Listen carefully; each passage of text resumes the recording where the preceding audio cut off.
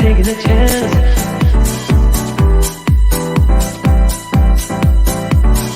Telling me to dance, taking a chance.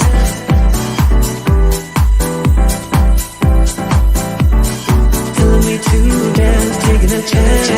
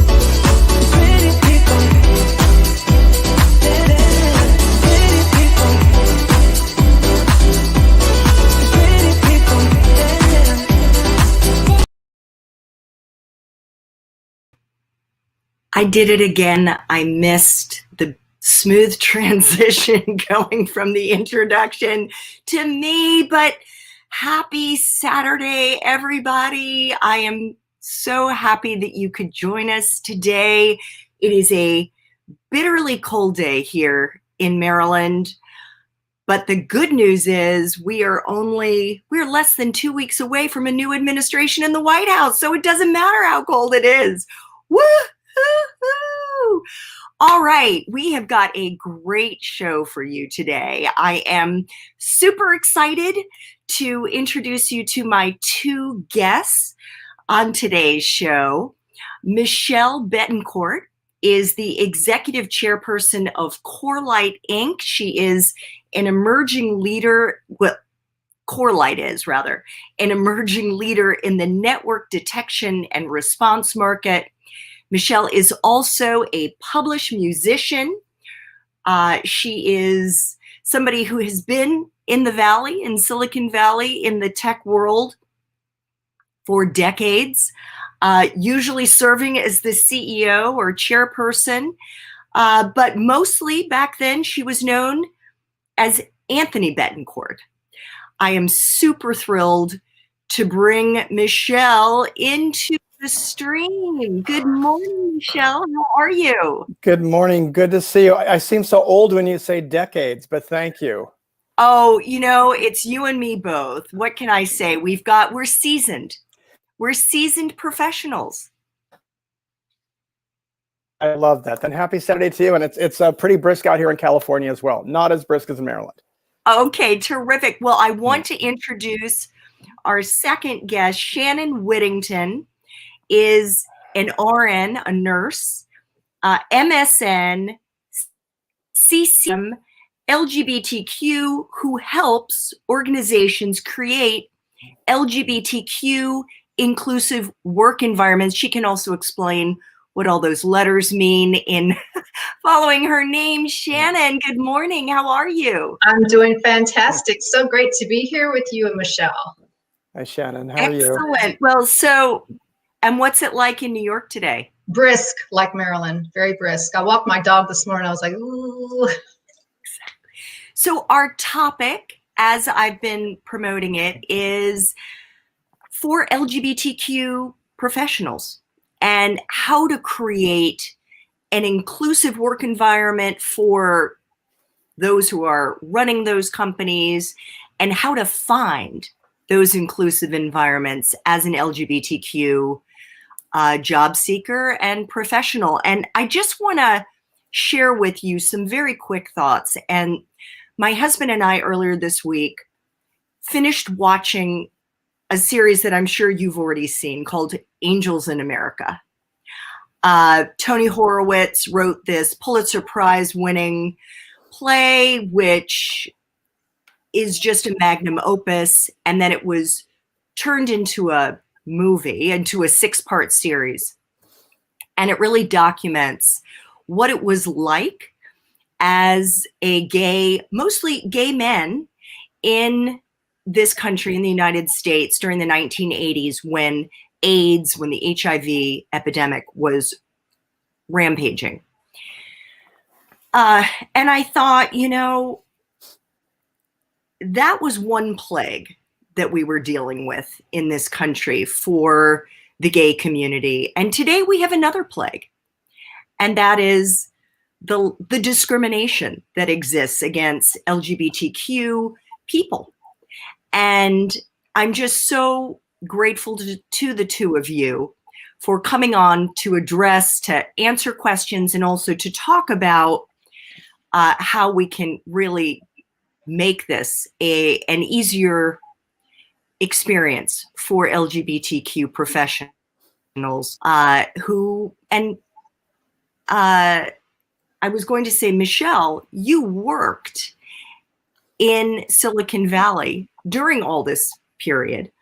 And one of the statistics that really hit me as I was preparing for this show is that 46% of LGBTQ people hide in the workplace. They don't feel safe. They feel that they just don't want to be themselves. And could you speak to that? Because that was you for most of your professional life. Oh, it was. So I started in the Valley in 1982, and the Valley is a bit of a bubble. I mean, you exist in a very closed environment here, and you're focused on the work and the travel and the money and the companies, and you're not really thinking about diversity and inclusion. You're thinking about how do we build the business, how do we go fast, how do we make money, and that's crass, but it's true. And I did hide. I had gender. I was always confused about my gender since I was younger. And so I figured if I ever came out, it would wreck my career, it would ruin my family, and it would be a disaster for me. So I did hide myself until I was 57 years old, and it was interesting to come out. But I've seen a big shift in the Valley, and just in terms of, I think if you're on the coasts, I'll put it this way, I think if you're on the coasts, you're pretty safe. You could be you, and no one really cares, so long as you're doing the right job and performing like everyone else should perform. I think there's a bit more pressure on the community to perform. You got to get in, and then you got to change from within. But it's gotten much better in the past decade. I can tell you that for certain. So could you take us into your life before you felt that it was just not sustainable anymore for you to not bring your authentic self into the workplace? What was your work life like as a closeted trans woman? So the work life for me before transitioning, like I looked like a very typical white male. At least I think I did. Maybe I didn't. I certainly didn't toward the end. And I fortunately I joined the Valley early when it was the wild, wild west. It still is, but much less so. It was easy to advance. A fresh face, asking a lot of questions, and taking on the jobs that were much less interesting and a bit harder, kind of helped me. And then being able to move from company to company and having a variety of, I was a VP of sales when I was 25. I was president of a public company when I was 43. I was CEO of that company when I was 44. I sold it when I was 45. And then after I went on to have 6 more CEO jobs. And I remember being in a boardroom about a decade ago with 2 very well-known venture capitalists. And I had skinny jeans on. I had my red Todd's patent leather women's shoes, black T-shirt, and a vest. I was a John Varvatos vest. And one of the venture capitalists looked over me and said, "Anthony, you're not turning gay on us, are you?" And that imprinted in my mind the fact that I thought it would never work when I came out. I figured if I got that 10 years ago, thinking I might be gay, then what the heck might it would be like when I'm trans? Because trans is visceral; it's very visual, and you can't hide it. And how did you respond when? I think I just brushed it off. I dismissed it. I said, "Of course not," or whatever. I think I said that actually, and I kind of went on with my presentation. But it didn't. It rattled me a little bit because now I was always wondering, throughout my entire career, do they know? Have they found out yet? And I remember I was in probably 2011, I was CEO of a great little company called Coverity that we sold for almost $400 million in 2014. And I had always told my my admins, never book me into a hotel with my employees, which sounds really, really elitist. And then I'd have to circle back with her and say, look, here's what I really mean.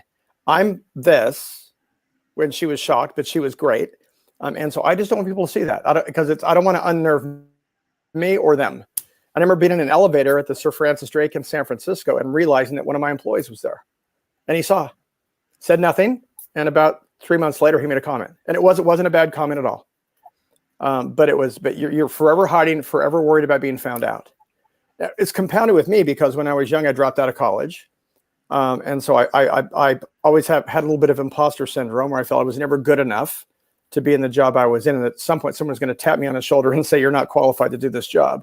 So I had my gender confusion, and that I viewed that as a failure. I had my dropping out of college confusion, and I viewed that as a failure. So I had failure upon failure upon failure on my shoulders, at least in my mind. And that the good news is it led me down to a very focused life of work, and I did fairly well. The bad news is I compartmentalized everything, and I was always living certainly a half lie or a half truth, depending upon how you look at it.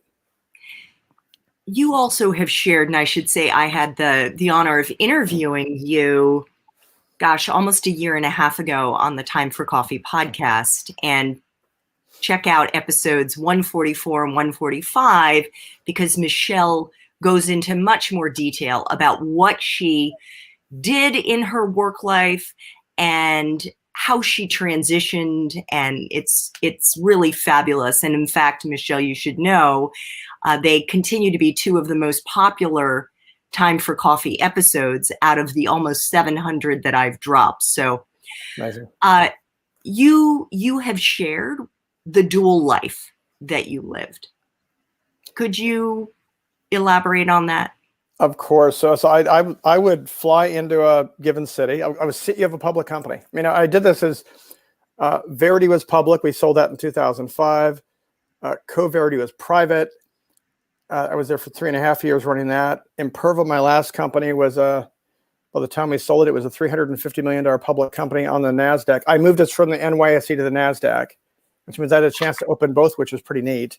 And I would fly into a given city, and I would carry 2 big to-me cases. And I was told, friends who knew me really well, I said I pack for 2 and I eat for 1/2 because I had to keep my weight at a decent level.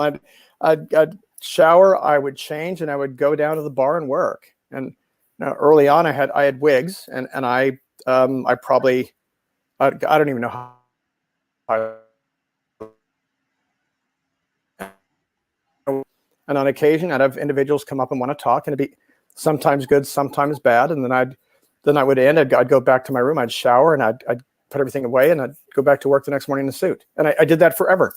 And then I hit a point in time where I just couldn't do that anymore. I'm not sure what happened in me. I think a piece of it was I've got 4 daughters.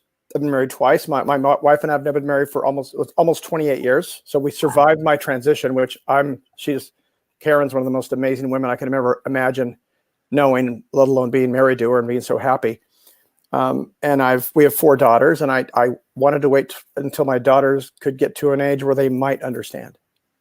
And their biggest question to me was, what do we call you? And I said, well, I'm your father, and I'll always be your dad.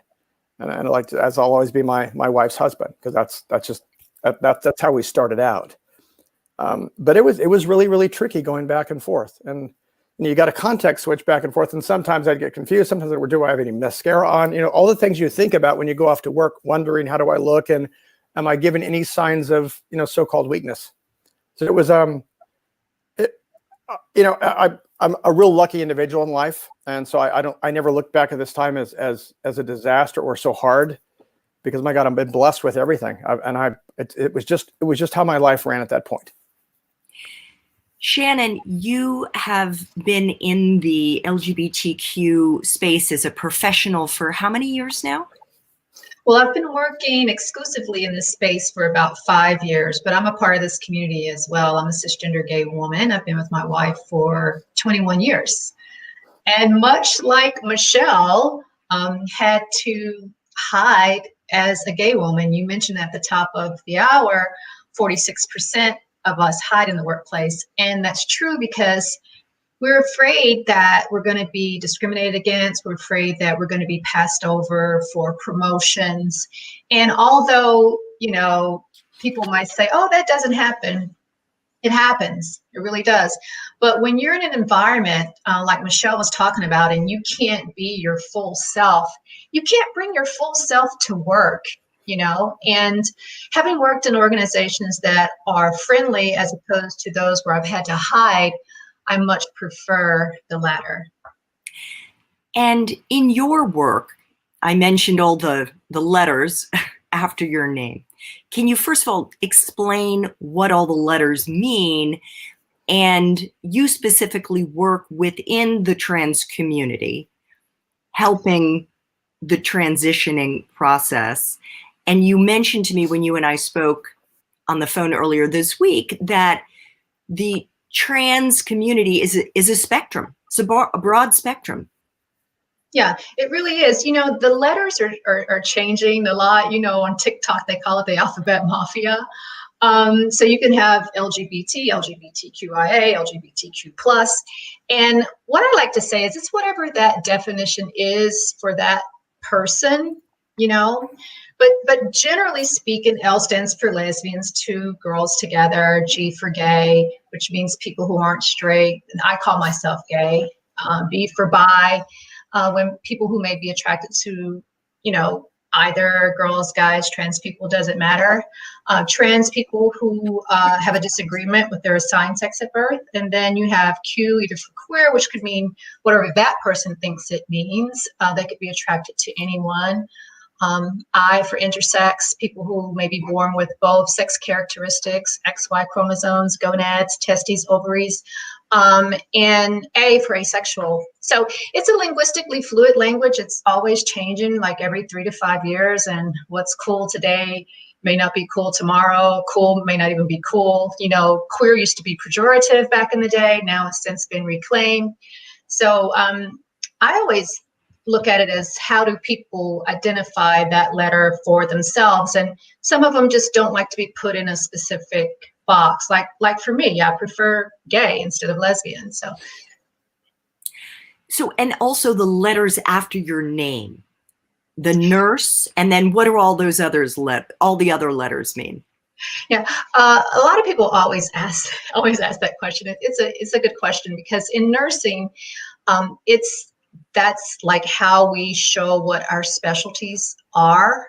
So RN is for registered nurse, BSN is for Bachelor of Science in Nursing, which is what I have. And then we can go on for advanced degrees, MSN, Masters of Science in Nursing, CCM, Certified Case Management. I'm certified LGBTQ, Diversity and Inclusion, and studying for my doctorate. It's a constant learning process for us, and I recognize the need that's so prevalent in this community, especially with healthcare professionals and how we take care of these individuals. So that's something that I want to change across the healthcare landscape.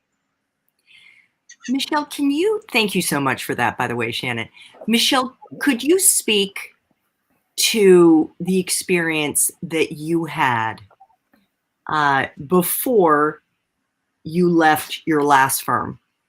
So you were the CEO and chair and chair at Imperva, is that right? It was a public company. We were about 300 million a year. I joined, it was about 120 million. And like my job in the Valley over time became one of, I was supposed to go in as a stabilizing influence and fix what was broken, which I think is a little bit ironic given how unstable I was for a while. And I would show up in my skinny jeans, black t-shirt, red shoes, at the time, gray short hair, and I would kind of go about my business. When I went in, it was fine. And then I began to unwind a little bit. And I unwind I became a bit sloppy on my social media. I began not to care about hiding. I traveled all the time, which means I had a lot of time to express myself. And at one point, one of the shareholders who had a sizable stake in the company, and the company was worth at that point about $1.6 billion. So it was wow. Not a small number. and they'd probably invested about $130 million of their money. That investor was worried about me, worried about was I paying attention to the business, and their action was to go to the board, actually go to a board member of mine and out me. And it was, did you know your CEO's trans? Did you know that they're not focused? Whatever was said, and it created a real maelstrom over the weekend. When I happened to be in Argentina trying to fix a problem for us, I caught a flight to Argentina, and it was a had we not gotten it fixed, it would have been a restatement. And for public companies, that is an absolute disaster. People are sued, and the companies lose half their value. And so when I got back, I had this, my phone had blown up, and it was all my board members calling, and, why didn't you tell us? Why didn't you tell us you were this or that? And I was just so angry by this, and a bit unhinged. My lead director, who's an amazing individual, Alan Tessler, who's on the board of TD Ameritrade, on incredible individual in New York. I think he was 81 at the time, and he got it. And we didn't make a big deal of it. And he said, just run the company. Let's hire someone on the West Coast to run it. You stay in New York. And over time, I just became dissatisfied with that as a model. And we hired a CEO, and I stepped back as chair. But I was, at that point, I was not myself. And what I mean was, I was struggling with substance to try to deaden my, kind of distance myself from myself. And while I was working really hard, I probably wasn't all that good. And I made a decision on my own to step down as CEO and just be on the board. It was better for the company, better for me. And then I on the board for a number of months, and then I just left the business. And when I left with a sense of embarrassment, if you will, because in the process I'd done a documentary just trying to capture what it would be like to go through a transition while running a company. And I wasn't strategic about this. I was probably not in the best state of mind even doing this. So I had that as a reminder that the work product of that was like the very worst home movie one could have. Mm. And so I got out of tech. And for 2 years, I was certain I would not get back. And I would even get phone calls, phone calls to Anthony Bettencourt or emails to the old Anthony Bettencourt email address. And they were looking for him to run a company. And I would have to get on the phone and explain, Anthony's left the building. I've taken his place. And then sometimes I get crickets. And so I pretty much at that point stopped returning the calls. And then in 2019, I joined a couple of nonprofit boards. In 2020, this past year, I'd gotten a call from this company called Corelight. And they knew that I was Michele. And I was fasting for, of course, about 3 months. We got to know each other, and I joined as exec chair. So that was my real, I'd say my big as Michele Bettencourt as opposed to Anthony Bettencourt. Thank you so much for sharing and it's been surprisingly wonderful. Yeah, of course. I'm sorry? No, I said it's been an amazingly positive experience since I've come out now in the Valley. Could not be happy to hear that. I was going to say, I want to get Shannon's perspective, but before I do, we have a question from Michele, which you probably can see on your screen there. So I'd see it. Which of you would like to take a crack? Shannon, do you have a thought on that? Yeah, I would go in as who I feel I am at that moment, despite what the transition is. So if Michele is feeling feminine, I would go in as feminine. If Michele is feeling masculine, I would go in as masculine. If Michele is feeling gender nonconforming or non-binary, I would go in as that. And, it depends on what state you're in or what country you're in to whether you can legally change your name or not. Like my home, I live in New York. Of course, it's the best place to be trans, like Michele was saying earlier on the coast. But like my home state of Tennessee, you can't change your name. So however you think and feel inside, that's how you are now and what you're hoping to be. That's how I would go. And what do you think, Michele? I think that's true. I think it takes courage. Yeah. And if I think what at Imperva, when I went in, I wasn't quite sure what I was going to do, and And in a way, I was a bit of a coward, and because I was probably not as forthright as I should have been with them, or at least I wasn't with myself. And when I went into Corelight, I was me. I mean, I put a stake in the ground and said, I'm going to be Michele. That's it. So I think it's kind of where you're going, right? So what's your direction? If you're going to go if you're going to be Michele, be Michele. If you're going to be Michele, and go forward. Yeah, I mean, it's just what I think people don't understand, like what straight people don't understand. You know, we live in a heteronormative world, right? And we have no problem with that. It's just not for us. This is something that we have to abide by. We have to abide by it with organizations. And you're making a decision, a really important decision about something that's very personal to you. And you don't know if where you're going or where you are is going to be safe for you. You know, it's about our safety. 41 trans people have been murdered in 2020. I didn't read 41 headlines saying that the murders were solved. You don't see the headlines saying that. You just see the murders. It's just kind of brushed under. It's still not safe to be out in many organizations. I had someone reach out to me on LinkedIn a couple of weeks ago, and she said, "Oh, Shannon, I'm connecting with you," which is how we met, Andrea. I'm connecting with you. I saw you have your master's. I'm going for my master's. And then she said, "But then I saw LGBT behind your name, and I'm no longer interested." And I thought, did I misread that, or is that a typo? I mean, like, what does she mean? And it turns out that a rumor has started on her job that she was gay. Now, this is a 50-year-old nurse who had a stellar career, who was on her way to having C-level positions, because by that time as a nurse, if you do good, you know, that tends to be what happens if that's what you want. And so just for the rumor of her being LGBT, people stopped talking to her. We're talking about a big metropolitan city in the north, everybody. You know, so people stopped talking to her. She didn't know why. She thought she had hurt their feelings. She couldn't figure it out. Finds out months later that someone had started a rumor. And now she feels like her career is over as far as advancing. And this is just from the rumor of being gay. So that's why so much of the time we're afraid. Like Michele's telling you about all of her experiences, the way she was dressing, and you know, you just don't know what people's reaction is going to be yet. She mentioned this gentleman who was 81 years old who was totally fine with it. I mean, you just don't know. It's just a decision that you make like in a split second. You know, people will say to me, what does your husband do for a living? Just like that. And then I have to decide in 2 seconds, who said I had a husband? Do I tell this person I don't have a husband? Should I tell this person I have a wife? Should I just not say anything, or should I not use pronouns at all? And those are all the things that are running around in your head. You know, going to a hotel and the person saying to you, "Do you want double beds?" when I'm there with my wife. You know, these are the things that we experience on a regular basis.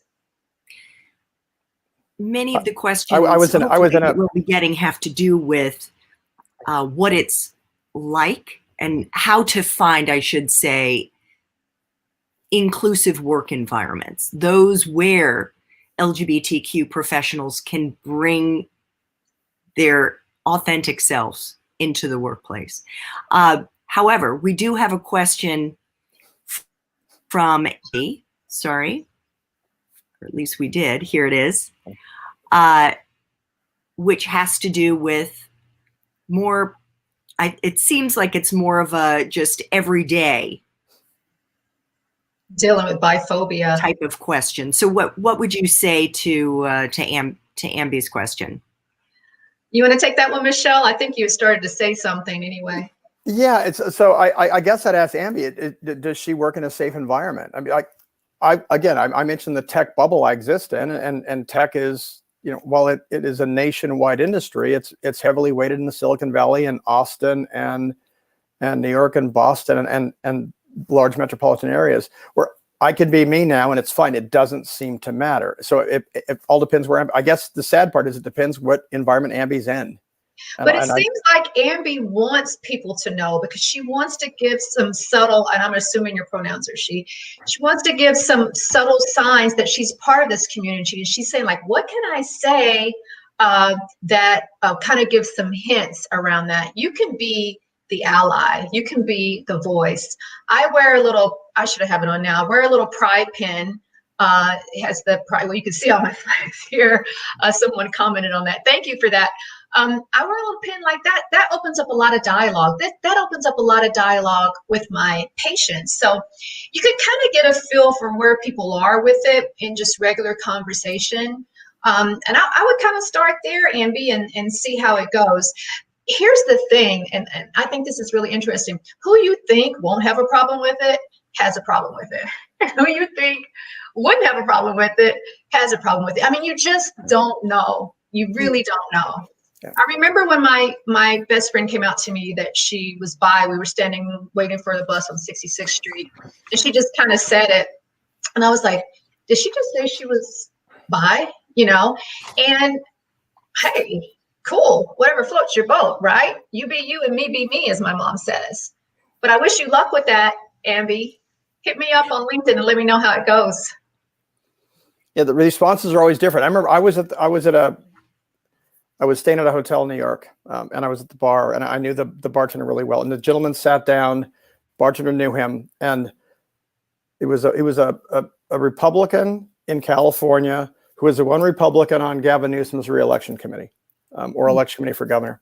And he looked at me and said, "So, do you just dress that way or what?" That was the question.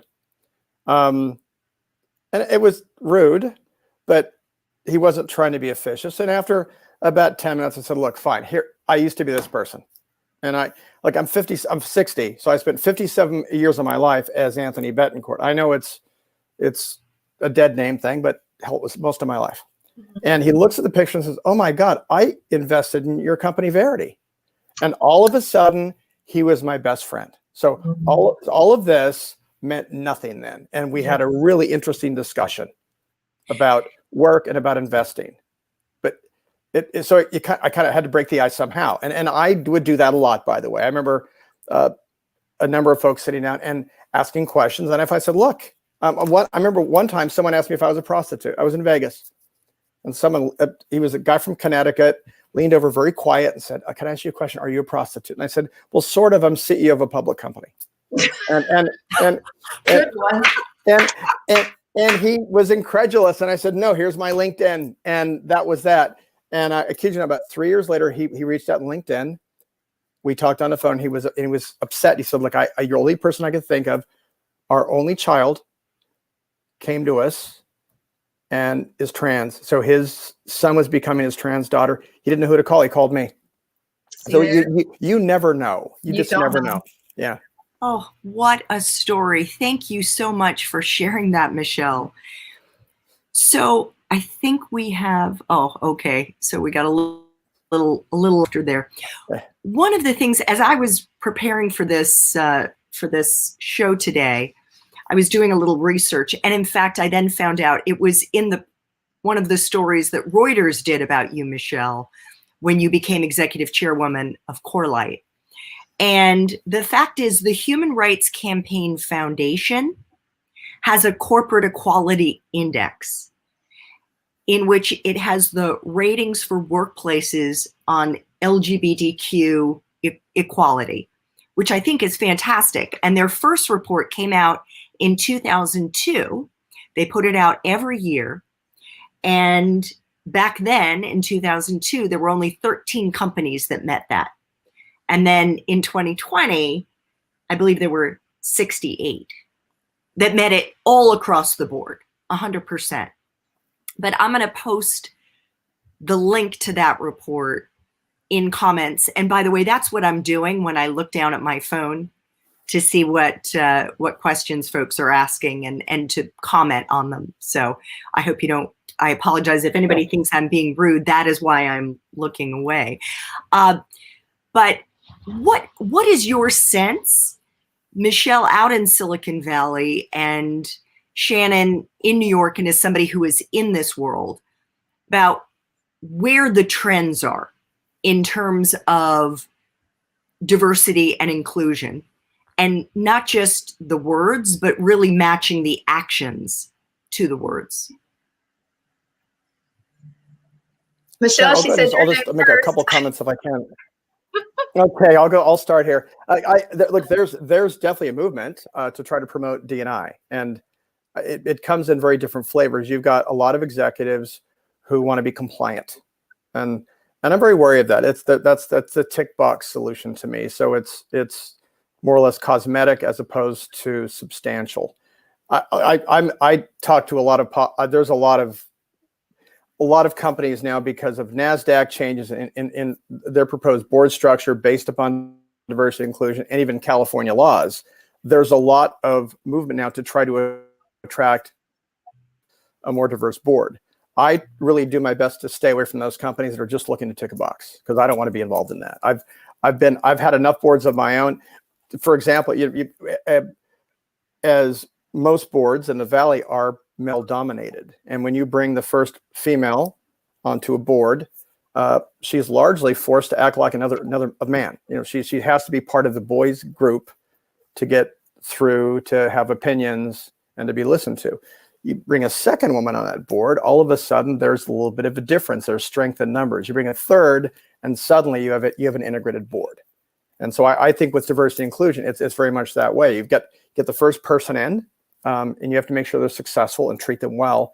And then this is not meant to be pejorative, but they're the anchor to bring other into the company and make successful. So there's a large effort to do so. I think a lot of companies don't necessarily do this in way. I know with work for us, our CEO Brian Dye is pretty amazing. What we do is when we talk about hiring, we force that hiring the pool of candidates to be diverse. So if it's not diverse, we go back and build another pool. And it's not window dressing, and the difficulty is it means you're not going to hire as fast as you can. You may not hire that rock star white male that you see, but you made that choice because you know you're going to find someone just as good, maybe 3 months later, and have a better outcome because the set of opinions is going to be more diverse, and the set of solutions I think will be more compelling for that company. And the statistics bear that out, by the way, that really that's what happens to companies when they have a diverse workforce. So you have to work on it, and you have to force it to happen. How does that work with the recruiting in terms of finding those diverse applicants? Michele, do you know? It's difficult, but there's what we do. Our head of HR and our head of sourcing has a system. What we tend to do is there's tools you could use on LinkedIn to do deeper searches. There's tools you can mask the gender and sexual and identity preference of candidates. And we tend to go very deep. We find that diverse workforce. There's new platforms. There's one called Junko, which is in Israel that we're working with now, that has a diversity platform, brings a set of diverse candidates into the pool. There's a series of other African American candidates for technology. So it's out there. You have to search. You have to hunt and work harder. But the value is this: if your focus is to hire just white males, that's 35% of the country. That's not a very big pool. And I know enough white males who are really not that smart. They're not that good. They're not that energetic. I'd rather have a real diverse workforce that adds to the value of the company, not just the same old homogenous group. Yeah. And to piggyback off of that, Michele was talking about diversity. The statistics do bear this out. Like organizations who have diverse workforces tend to make better decisions 87% of the time. And I agree with Michele by saying a lot of times this is cosmetic, a lot of times it's just check the box. But here's the fact, everyone. You don't have any excuse anymore saying you can't find people who are diverse. All right. That's been the excuse for so many years. Oh, we would love to hire an African American. We would love to hire someone who's trans. You don't have that excuse anymore. Michele just explained to you how to do it. Okay. It's right there. So, really think about when you're hiring, who are these individuals that you're hiring? A lot of times we see in these C-level positions, people bring their friends along. Their friends look just like them. There's no diversity. You're not making any thinking outside of the box as far as what your company could do, better outcomes when you have a more diverse workforce. You were talking about that with United Human Rights, United Nations. That's a very like that. You don't just get that certification overnight. It's very strict standards to get that. And also, if you are part of the LGBT community and you're wanting to know, hey, where can I go and work that's safe for me? Well, when you apply for a job, what's the first thing that the employer is going to do? They're going to look you up on social media. You do the same thing. You research them. There's several lists, like on Monster, Glassdoor. They list the top LGBT companies.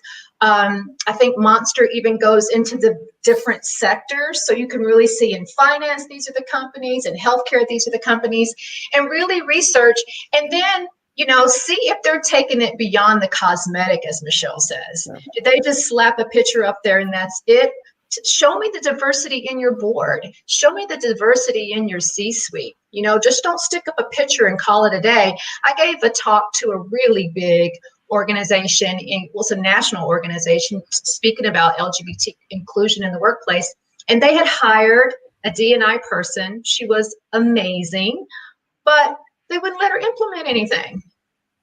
It was the cosmetic that Michele was talking about. She left.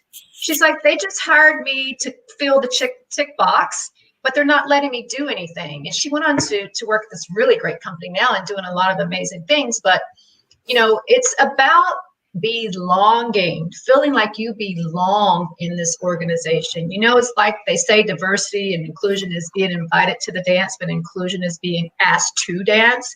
We want to feel like we belong. Like, I don't want to have to hide that my wife is home waiting on me and I've got to watch my words, So help me understand this dilemma that I see, because it's great to know, Michele, that there are some organizations out there that are actively helping companies search for diverse employees. And Shannon, that's great to know about Monster and the fact that you can filter for LGBTQ companies or I should say companies that are LGBTQ friendly. Yes. Mm-hmm. But what happens, going back to that statistic that I mentioned at the beginning of the show, for the 46%, almost 1 out of every 2 LGBTQ individuals who feels they can't be public. So it seems like, how can they be recruited if they feel they still need to be in the closet? Well, when they're being recruited, they can, if they're being recruited by another company, then they can certainly be, themselves, if that's the type of company that they're going for. If they're hiding their current workplace, but they want to go to an organization that is openly supportive of them, then that can be just, brought up in the interview process, or they could ask questions about it. What's your diversity and inclusion policies? Do you have policies around LGBTQ? I mean, people are going to ask those questions because they want to make sure it's a safe space for them. Yeah. Shouldn't it be out on their website, though? Because it'd be great if it was. I'm sorry? I said it would be great if it was, but you just said 60 companies. 60 companies out of all these millions of companies. Yeah. You said 60. That's so what'd you say, Michele? I said there are not many at all. I agree, and it's growing, No, but it's a small set of companies. Yeah. And, some are, I really have to give it to some companies. Some companies are really trying. You don't know what you don't know, right? You don't. And a lot of times when I go and speak, I'll have someone come up to me afterwards and say, oh my God, I just realized I know nothing about this. And it's not that they didn't want to know, it's just they never thought about it. So, and I think, like Michele was saying, that things really are changing. Things really are getting better. We see young people coming out in junior high school. I mean, I came out so old, it's not even funny. I was in my late 30s when I came out. Because I just didn't feel safe. I know, because you were 57. I know. Yeah. But I mean, as a gay woman, I think that's pretty late, But it was only because of the shame associated with it, growing up in a religious background and feeling like what was my family going to say, the organization that I was working in, I had to hide. I mean, I'm telling you, we're taking separate entrances, separate exits, not wanting people to see us together. That's hard. It really is.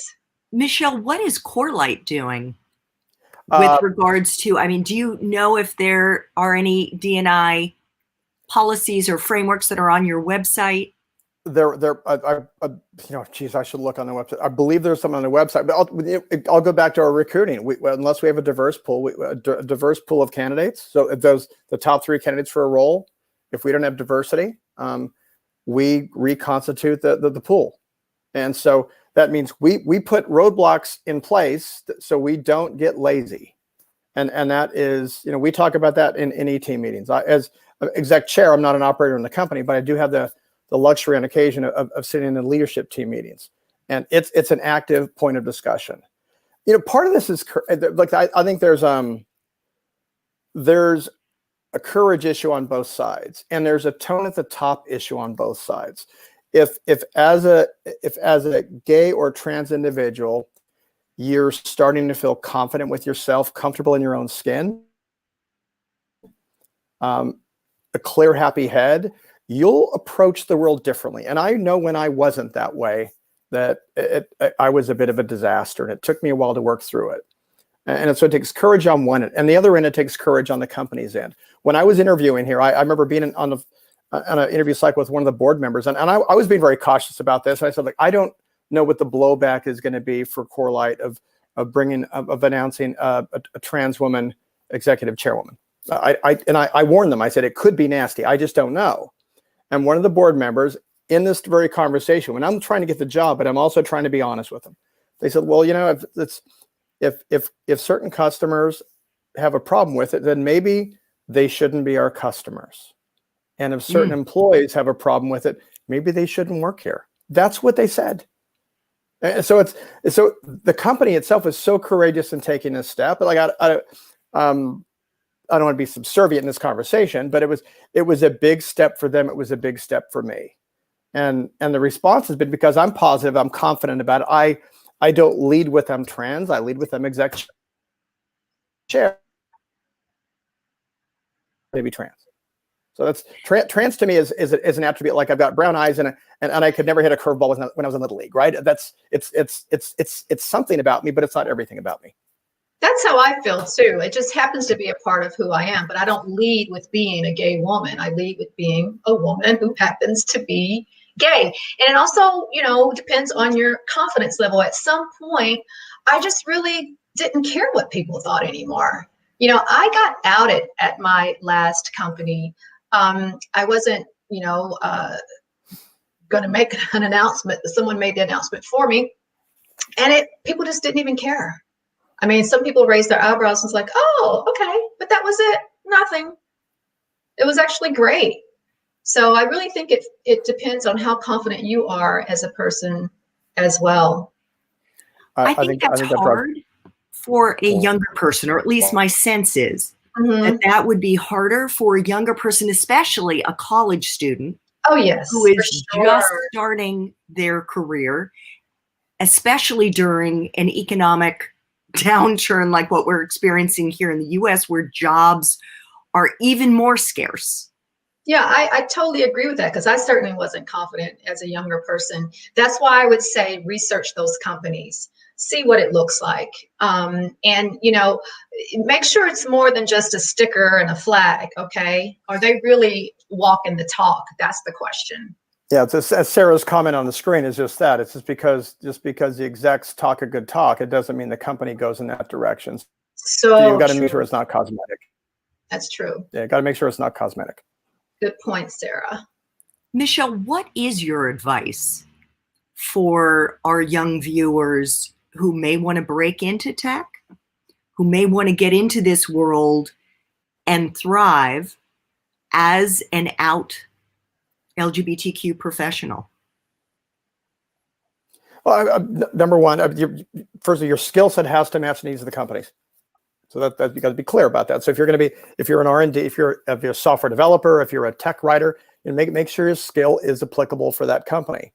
That is part and parcel of anything, right? You've got to have a good fit, and then find the companies that are going to be supportive and are focused on diversity and inclusion. Don't go to don't go to a company that has 12 white males in engineering and that's all they've got. I mean, find companies that are diverse. Then you can find bigger companies you can grow. It's a small company that's diverse would be wonderful. Like Corelight has 160 people. To me, it's the perfect size for this right now. Be a great company for someone to come into because we have a spirit and we focus. Heck, the chairwoman's a trans. It's trans women. We're kind of like I think companies. I think that's where you can succeed. And then when you feel that when you've built your confidence and your skill level and you want to go to something bigger and different, and then change from within. I always say you got to get in to change something. You've got to get in, you've got to excel, take the jobs that are difficult, be a good team player, be honest.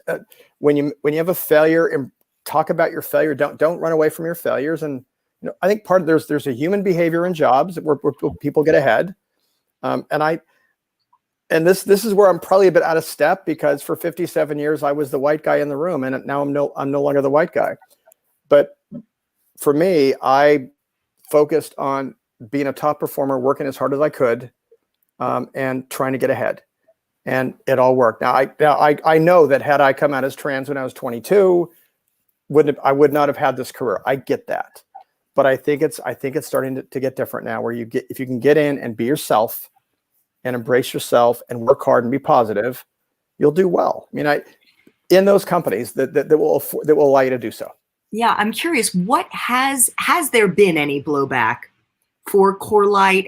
What has the reaction been, both for Corelight and for you personally, since you joined as executive chairwoman in the spring of 2020? I've seen no blowback whatsoever. In fact, it's if anything, it's been just the opposite. I was in a bit of my bunker until I joined Corelight, and all of a sudden the Reuters article came out. I'm talking to a couple of the boards. I've had the luxury of being interviewed for programs such as these, and I find it fascinating. My wife and I have been married 27 years, and I don't admit this to sound bad, but she said the other day, if I didn't know you better, I would have thought you did this just to extend your career, which I thought was just fascinating. No, but it's been anything but wonderful, and it's been so wonderful. In fact, my interaction with the employees has been fascinating. For a while, I helped manage the sales organization. Tech salespeople are sharks. I mean, they're fierce individuals. And I was running forecast calls, and I've been real upfront with everyone that my preferred pronouns are she and her.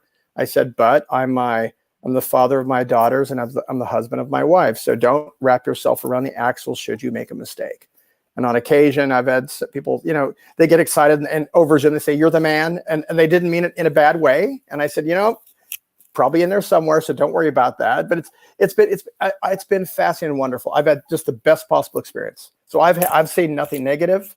I've had one customer ask. So I've had a lot of customers, and the question was, how do you want me to dress you? I thought it was the nicest damn thing. So I've been shocked. So and old bosses who I would have thought would have shunned me, and they didn't. I've been able to reconnect, and I've never been this happy, and I've never been this surprised. And do you feel that you are working perhaps at an even higher level now because you are able to be the Michele Bettencourt that was only appearing at bars at night? So much better, because I figure I probably spent a third of my awake day trying to figure out what I was going to do. So can I get out tonight, or should I leave? Should I leave Sunday morning on the early flight to get to New York so I can get out at 8 o'clock at night? That's a lot of headspace I was using. I don't use that anymore. I wake up in the morning, I'm me. I don't have to go out to be me. I don't have to put on makeup to be me. I can just be me and relax and be happy. Very big difference. Beautiful. And it feels so great to just be me.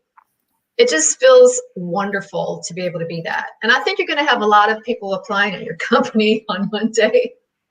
It's it's been just the most incredible experience of my life. It's been life changing. I mean, I didn't realize how badly I wanted to go back to work until I was able to go back to work. But that way. Amazing. And you and your wife also have a family foundation. Is that right? Can you tell us about that, Michele? Yeah, so it's the Michele Bettencourt Foundation for Fair Transgender Employment. We're waiting for the final approval from the IRS. It'll be coming shortly, and it's going to be our own money, and we're probably going to start doing a lot of grants to start for those organizations who are helping to create better employment opportunities for trans individuals, and we'll see where it goes from there. But we already do scholarships for the high school I went to. For the LGBTQ community. And you made an earlier comment about the individuals who are afraid to come out. 2 years ago, we set up the scholarships about 3 years ago, and 2 years ago there was an applicant who didn't want to come out, couldn't tell their parents that they were gay, so they couldn't apply for the scholarship. So it's really tough out there. It's very sad, but people just have to find a way to break through in their own heads sometimes. Yeah. Shannon, in your experience, are there certain industries that are more inclusive than others? Arts, for sure. Entertainment, but within the healthcare industry, there's a lot of people a part of the LGBTQ plus community. Nursing is predominantly female. There's a lot of gay nurses out there. I wouldn't say that there's a lot of out gay nurses, but there are quite a lot. Well, let me just I'm sorry. go. I'm sorry, Michele. Real quick, I'm also on the board of the Salmon Devora Foundation for safe spaces for trans youth, and it was my first real introduction to younger trans and non-binary individuals who were paralegals and attorneys and nurses, out living their lives, living out loud in great professions and doing well. It's there. It really is. But I agree. You got to start with your industry that'll be the most allowing at first, and I think over time it'll be more pervasive across most industries. Yeah, totally agree with that. Well, I think it is only because the credit goes to brave pioneers such as yourself, who are working to try to blaze the trail, especially for trans youth and for trans adults, to be able to come into their own, to live happy, productive, successful lives, both on the personal front and on the professional front. And to your point, both of you, it's only this is a benefit for these companies. It's a benefit for these industries to bring in that diverse employee base. Better outcomes. Yep. I'm sorry? It's better outcomes. That's been proven. I love what Michele is saying, that life has been good, living the best version of myself. I mean, we want to be able to be the best expression of ourselves everywhere. And that includes our communities, it includes our schools, it includes our workplaces. And yes, it includes our places of worship as well. We want to be able to be the best expression of ourselves, not leading with our LGBT status, just human, because we're all human and that's what we have in common. Well, I want to thank both of you for taking time out of your Saturday to come on the College to Career show and help our young viewers and hopefully our older viewers as well become better educated about if they are trans, if they are LGBTQ, how they can perhaps find environments where they can bring their full selves into the workplace. I wish both of you a wonderful rest of your weekend and very, very happy 2021. Thank you so much for having us. Have a wonderful weekend. Good seeing you again, Andrea. Shannon, nice to talk again. Good to see you too, Michele. Absolutely. Take care, Shannon. Y'all take care. Thank you so much. And to our viewers, huge thanks to all of you for taking time out of your weekend to join us. I hope you found the show useful. There'll be a taped version of the show that will be in the stream right after I stop the broadcast. So you can forward it to your friends, to your contacts in LinkedIn, and make it something that hopefully more people can benefit from. So enjoy the rest of your weekend, everyone. Take care.